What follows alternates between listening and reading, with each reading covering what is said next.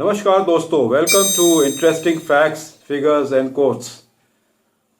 What is lunar litter? From wreckage to spacecraft to empty food packets, even the moon is not free of litter left behind by astronauts.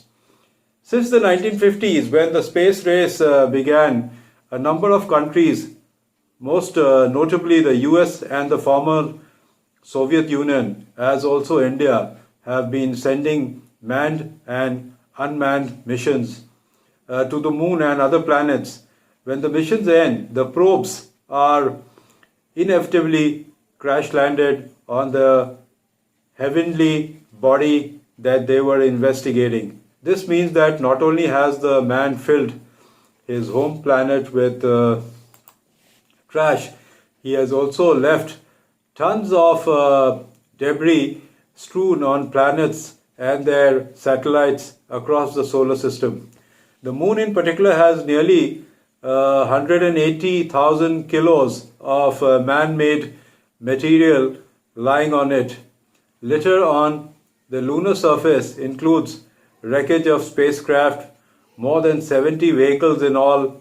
Other objects include geological tools, shovels, rakes, plaques, flags, golf balls, dozens of pairs of boots, 96 bags of feces, urine and vomit, empty food packets, TV cameras, magazines, backpacks, medals, pins, a silicone disc, and with messages from 73 world leaders, an eagle feather, and even golden olive branch.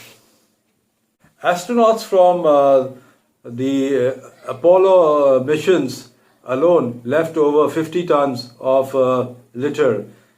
Is there a law to prevent countries from littering space? The 1967 Outer Space Treaty does require explorers to avoid harmful contamination of the moon and other celestial objects, but since it bans territorial claims in space, there is no central authority to enforce laws against littering or anything else. NASA not only keeps a list of all human introduced garbage on the moon, but it also tries to protect the remains of the Apollo missions, citing their historical and scientific value. So, human beings really can't get out of the habit of litter. I only wonder if once they start going to moon, what is going to be the condition of the moon. So we better watch out, friends. Now, friends, who is a legally blind person and why? Governments across the world have had to define what legal blindness is. Friends, a legally blind person is someone who needs to stand 6 meters from a particular object to see it with the same degree of clarity that a person with a normal vision can from a distance of 60 meters. The visual field of a legally blind person is also limited to 20 degrees or less. A person with normal eyesight has a field of vision measuring 180 degrees. Normal visual sharpness is termed as 20/20 or 6 by 6. If the second number is smaller, say 20 by 18 or 6 by 5.4, it means the person has better than normal vision.